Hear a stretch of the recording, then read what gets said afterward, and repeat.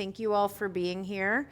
I am really excited for you guys to meet Kiran because Kiran's quite a remarkable woman. I've known her for a few years now, and you wouldn't know because she's like the ultimate boss lady, but she started out as a fashion designer dealing with silk and pearls, and then made the easy transition into automotive, dealing with grease and metals.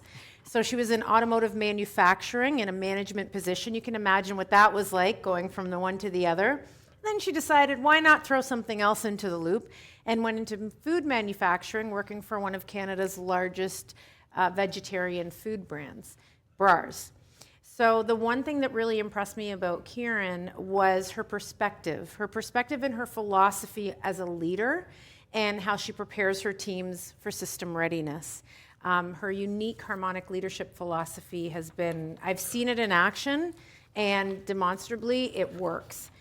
But I want to talk a little bit about kind of the practical side of system readiness, because we've been talking this whole conference about AI, journey mapping, segmentation, all that stuff, and you guys are going to leave here and you're going to go back and your teams are going to say, okay, what did you learn? What are you going to do? And everyone's going to be excited to go, well, I learned this, or I want to implement this, and I want to, look at onboarding this product or this platform.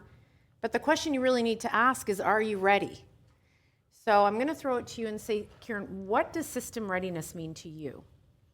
First of all, thank you for the kind words. She always makes it a big thing, but I'm as human as we all are. System readiness for me, it means that is your system ready to grow? Not only to sustain, and if you are planning to keep your businesses status quo, we all are always evolving and growing. And when you're growing, can you grow without breaking your trust with customers, your trust internally, your processes and system, and your execution without adding noise? When we grow, many times companies go through that noise, the turmoil, because you weren't ready to handle more, and everybody says, oh, thank you for adding another project on my plate. You didn't think I didn't have enough. So how do you make sure that when you make a plan to do anything new, whether it's ERP, whether it's another AI stuff you're going to do, whether it's market expansion, new products, anything and everything that is from today's normal to next step, are you ready for that? And did you do the full check to make sure you're going to be successful? So to do the check, like, where do you start? So I personally, over the time working through different industries, created now a system readiness assessment under my M2M business consulting business. And what we do is we look at an organization as a whole, from the leadership from the executives to the leadership, to the managements, to the people, the frontline processes, top to down and east to west. And then you look at every angle and see, is this in check? Where's the capacity? Where's the capability? What is the human resources? What are the capital resources? Anything and everything, because you're making a chess move. As you're going to grow, you're going to make a chess move. And when you make a move, it's going to impact everything else around you. So you want to make sure everything around you is ready to handle that. So then how can leaders recognize when they're not ready? When they need to take a pause and they're not ready for that growth stage, even though they want to grow and they think they're ready for growth, how do they know they're not? So number one, we know when we're not ready, when we every day say there's a lot of noise in our organization. That means whatever you're working on wasn't ready to handle that. When people are frustrated, when people are rolling their eyes, and you have your direct reports that are feeling overwhelmed, and there's some frustration, they're making an effort and they're struggling to make it work, that means you're doing something that the system wasn't ready to handle it. That's your signals right there. But when we go into a deep analysis to scan the whole system, rate it to different degrees. So it allows you to see check, 10 out of 10, go do whatever you want to do. And we verify to whatever you want to do if the system is ready for that. Or it will say you're ready here, but this area is not ready. So you're able to zoom in and see every angle of your business to say that if I move, am I going to be successful? And if you look at every type of launches and things that we do, whether it's part of change management or growth, you will see that there is a percentage in the world that says this is the success rate. Why? Has anybody wondered that? That success rate is dependent on these kind of things. Behind the scene, what is happening to you, for you to really see, are you going to be able to succeed because you had the bandwidth to handle it? So then, I hear that then there's probably gaps in that system. So can you give me an example of what you're talking about? The gap, I would say, for example, the business says, okay, let's just take an example. We're sitting in Toronto, Canada. So we're in Canada and you want to go to US. You're going to need a plan, you're going to need people, you're going to need movement. Every single department, from your buyers to your business development, to your sales, to your HR, to your operations, your quality check, logistics, marketing, every single person is going to have a piece in that new big pie that you're making. So when you have something missing, it's going to showcase. So for example, for Brars, one of the organizations that I'm operating, we're about 20% of our sales come from US and we're national in Canada. So we're doing expansion in US. I'm literally doing a separate new P&L. I don't want this system to get messed up. Leave it the way it is, let me make a new one, and now I can pinpoint every single thing I need, whether it is sales requirement, whether it's deductions, whether it is people, whether it is money, whether it is CapEx, every single thing, you make it like a startup, and that it allows you to see the detail and things that you need, and you plan it according to that, which takes you with success, but success with ease. You don't want to struggle and run around and say, I reached the final line. You want to go and say, I had the stamina to do it because you had practiced it all along. Yeah. And then, when we are here talking about customer experience, so the customer experience, often there's also a gap between that customer experience, the front line, the product or service, and then the leadership who's implementing this. Yeah. So how can we bridge that, or what do we need to do to bridge that between the executive leadership and then the front line and then the actual growth that we're trying to I think one of the critical thing to note is many time, and I haven't attended, apologize, I didn't attend all the session in the last 2 days. I was only here for a fraction of time today. But many time we focus on customer experience, customer journey. But customer journey is an outcome. Customer journey means you did everything and you sent it, and now the people at the front line, it depends how polite they were, how good that package was packaged, and a bow was there, and how somebody spoke, and how they deliver. That's the end part of it. That is not the journey you want to focus first. It's the last piece to focus. What you want to focus is what your organization is all about. So customer journey at the front end is literally a delivery. But the operation, the organization is the design of your customer experience. Because what you design internally is what it's going to deliver. So that's one of the pieces many times we end up missing. And we talked about this exchange of abundance that happens when you're able to manage that. Can you tell us a little bit about your exchange of abundance theory? Yeah, so it kind of is a step up from exchange of value. Many times in today's world, when we're talking about, there's a lot of market entries in Canada, especially, there's a lot of movement happening with diversity. There's a lot of movement happening with new generation that is in the workforce. There's a lot of changes happening. And we're talking about, price competitiveness and how do you keep up, and AI is there, and social media is there, and digital marketing is there. With all that, there's an overwhelm of everything, and everybody is trying to compete with one another. And I always say, guys, do you really feel the pie is huge in this universe? There is a piece for everybody. What do you need to argue and fight with one another? Because all you need to know is the slice you have. What is unique about it? And give the value against it. Your price will be satisfied. There are enough people that spend $7, $8 for the Starbucks and don't go to Tim Hortons because they somehow feel that coffee is what their body and their taste palette needs. So people are there to pay what you're going to charge if you can convince them for the value you're giving. So that's your exchange of value. So price and everything is way below, and you get into that trap. It gets an ugly game, and I personally shy away from that. So from value exchange, I prefer going exchange of abundance. Give somebody, you want to charge somebody $1, give them $1.50. You want to give them something where your customer is feeling the love that you're giving them, the importance you're giving them, the delivery of your product service that you're providing them, and that's from where you build your loyalist with that kind of a customer experience. So it's a notch up from your exchange of value is what exchange of abundance is. So can you give me like a practical example of how you've done that at Brar's? Because you were sharing about some of the products, the innovations you were doing, which are costing you a lot of money, but you feel that it's important as a differentiator. Yeah, so at Brar's, the philosophy is vegetarian only, so which kind of at times brings you a challenge because you have less people that's going to be vegetarian. Everybody's looking for their chicken. So I sometimes go to Brar's and to my chef, instead of saying, give me a paneer wrap, I say, can you give me a chicken wrap? And it's like, our CEO forgot we don't have chicken. And I'm like, damn, my daughter says that word a lot and it's sitting in my head. So your market is kind of squished at that point.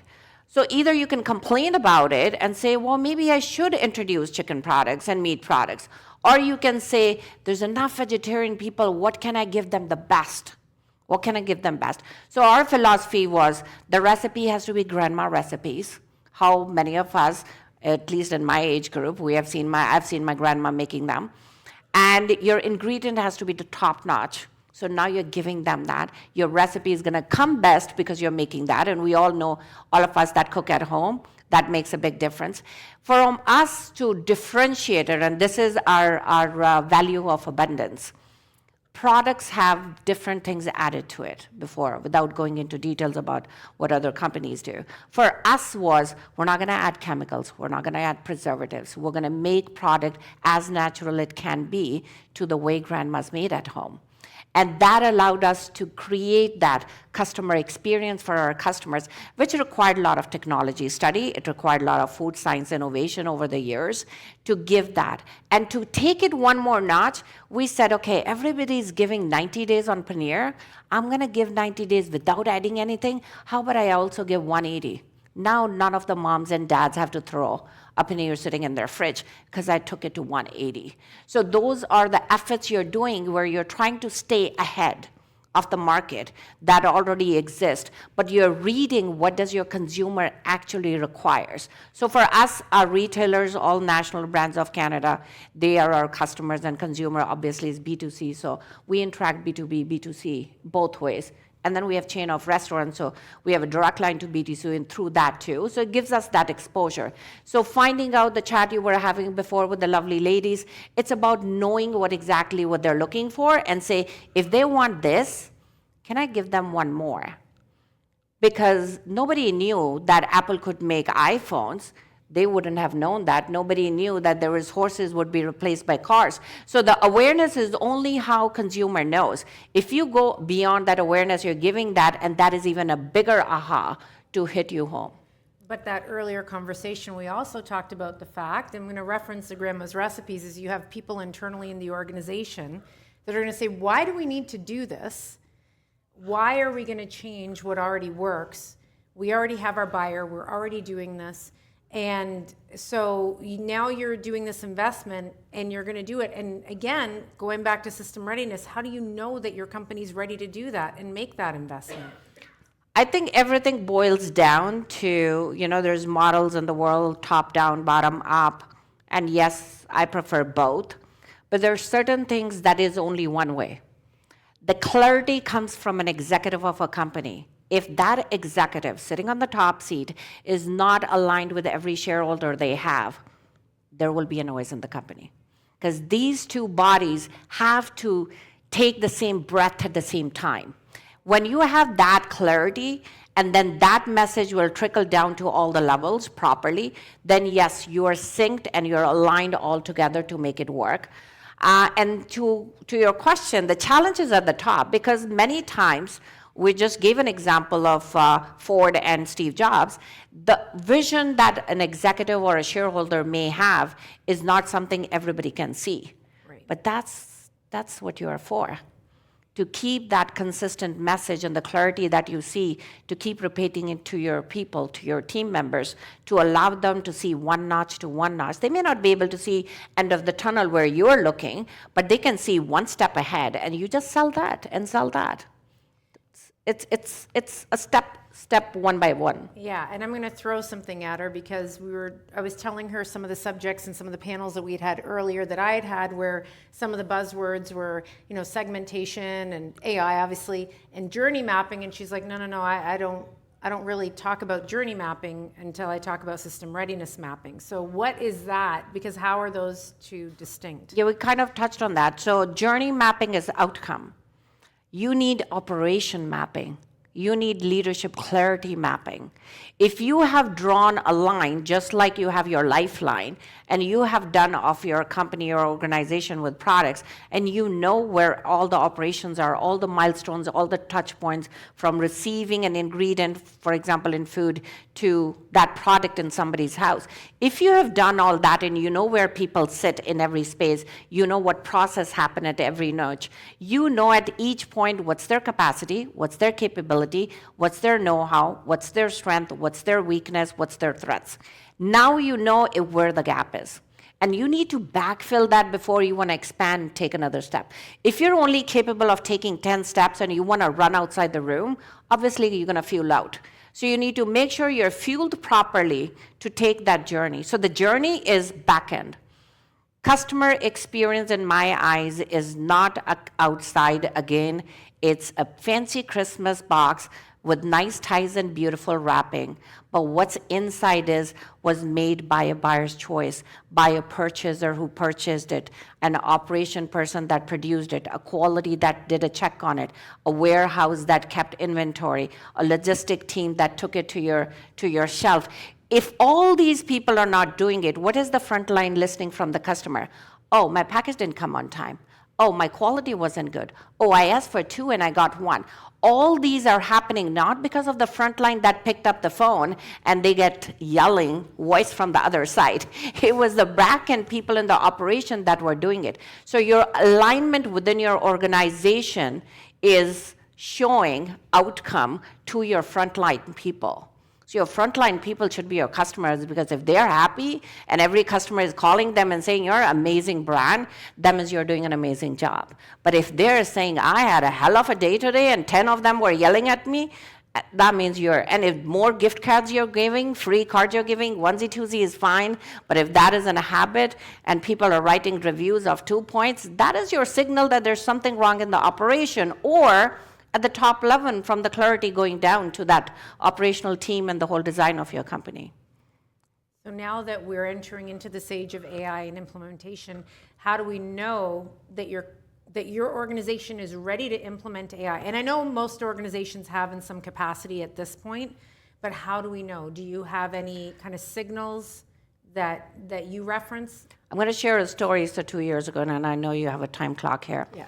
My youngest is 16, and she was about 14. She's a kitchen chef, and we started passing the duty of making tea. I used to make it. My oldest made it. My middle one made it.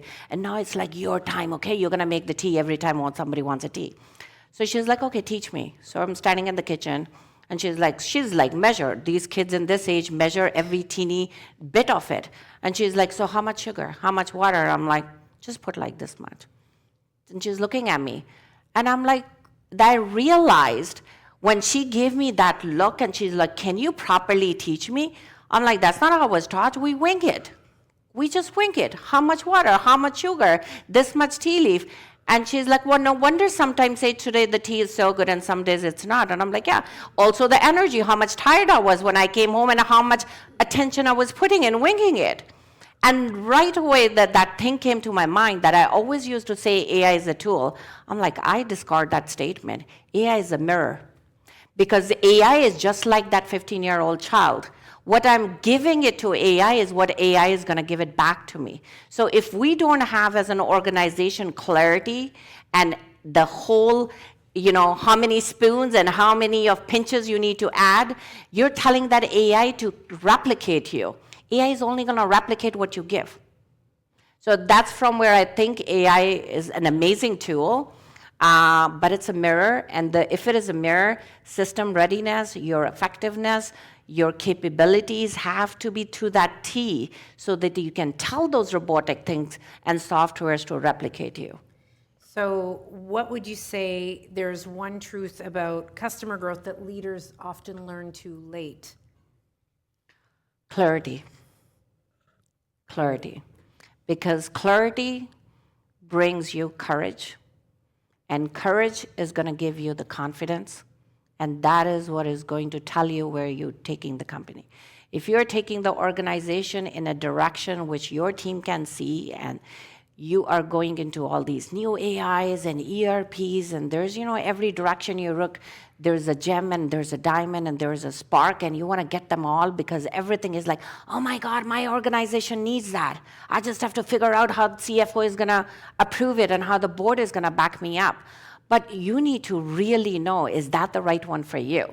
I'm still haven't hopped onto TikTok because I still feel like I don't fit in. I can't even keep up with the speed of how people talk that fast on there. So you need to know all these tools are there, so I hang on to my LinkedIn. I feel like that's where I'm secured. So you have to pick on which is the right one for you. What is the language you talk, and what is the language you need? And that is all clarity. As a top executive, you need to have a moment with yourself and say, what do I have? Where do I want to go? What do I need? Where am I? What do I need to do step by step? And make that whole game plan of your journey. That is your clarity journey. That is your operational journey. Customer journey will be an outcome that you won't have to work so much. It will happen automatically because you have done a game plan internally properly. Have we learned a little bit today? Okay, we're at the 5-minute mark. Thank you. That was awesome. Does anybody have any questions for Kiran? Any questions about system readiness or any of her experiences that she can share?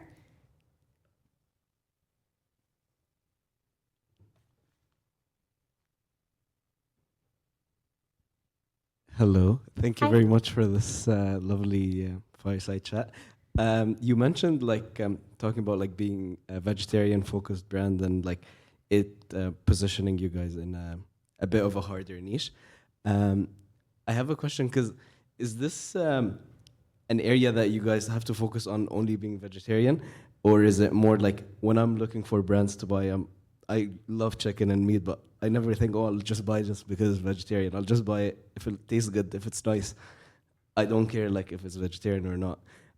Is this an area that you guys have to try to focus on, or I'm not sure what is it, but I'm curious because I love food and I love trying new food. So that's kind of, I looked at the brand and I love it. I'm like, not because it's vegetarian, just because it looks nice. So I think there was a comment before somebody said that, the CEOs and whatever leadership, they became your best thought leaders and your auras for your social medias and all that. That's a very true statement because at some point who you are, your brand becomes that. So for me personally, I'm a very proud Indian born. I'm very proud raised in army world. I'm very proud in the life of automotive. They have become part of me.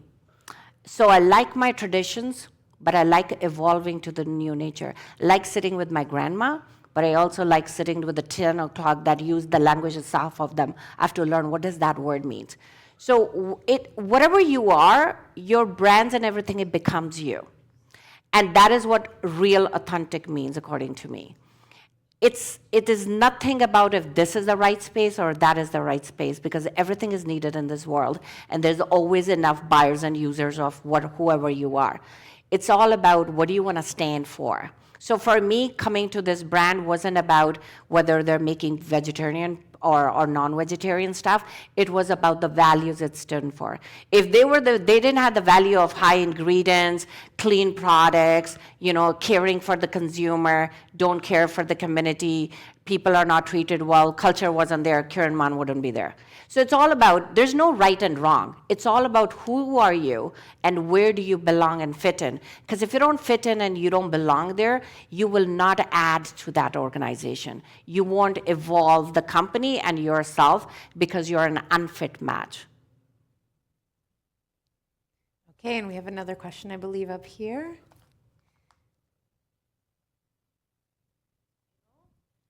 Just wondering how you can differentiate, or what a key indicator would be if you've kind of been fighting the system, manual process because this doesn't work, this square peg in this round hole.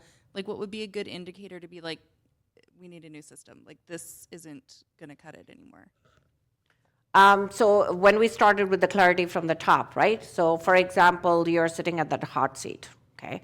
Very lonely, few people around you, and now the whole heat is on you because your decision make a impact where the organization is going to go and what the shareholder pockets are going to get. So if you have a clear path there, now you're passing that to your next, because your output is the next line's input. So that's how I do. What do I want? And based on that, what do I need from shareholders? Now I have an output. My output goes to my leadership team, right? So my direct reports know exactly what they have to do to make sure their result helps me get what I want. So whatever margins you want to do and EBITDAs you want to do. And from there, you do the same one. I usually watch 2 levels down. So me, my leadership, and there are 2 levels. I can see that far clearly of who's sitting where, and their work is going to help this person's going to help this one, and then this one. So when you have plotted and trained your leadership the same way, you literally have gone all the far to the front line. When that is all mapped out, you literally look at all these people and say, I personally don't believe in titles. They are there for HR purpose and for the hierarchy of human resources, but it's about where does this person belong? If I'm a person who's a talker, you don't want to put me in a space where I'm not even allowed to talk the whole day. I'm going to be miserable. So you want to put the people where they belong. So you have done that part. Then you give them what they need. Then you identify what their capability and capacity is and what do they need to backfill it. Now you have given them the la-la land you need. After that, game time. Now deliver. I've given you everything you need. If you still need anything, come to me. But now in return, here are the goals, here are the OKRs, here's your KPIs, deliver it. After that, if somebody is struggling, you're still going to support it. 1 chance, 2 chance. In my house, the rule is 3. After 3 there's a problem. And at that point, you know who is fit and who is not. So I have a philosophy that I don't believe in firing people. But that doesn't mean people are not going to fire themselves. And that rule only applies if you have given them everything from your side. You cannot back off and say, I didn't train them, I didn't give clarity, and your expectations are this. Don't expect till you have done your job as leaders and as executives. Once we have done that, they are obliged to do it. If they don't do it at that point, either they're sitting in position they don't belong, or they just don't have an attitude. And at that point, my HR rule is willingness to learn, willingness to accept change. If they don't have those 2, no matter what training you apply, whatever clarity you give, it won't work. So that will allow you, it's piece of the whole system readiness, it will allow you to see what is not working, which is contributing for your KPIs not to be effective. Did that answer your question? Is that what you...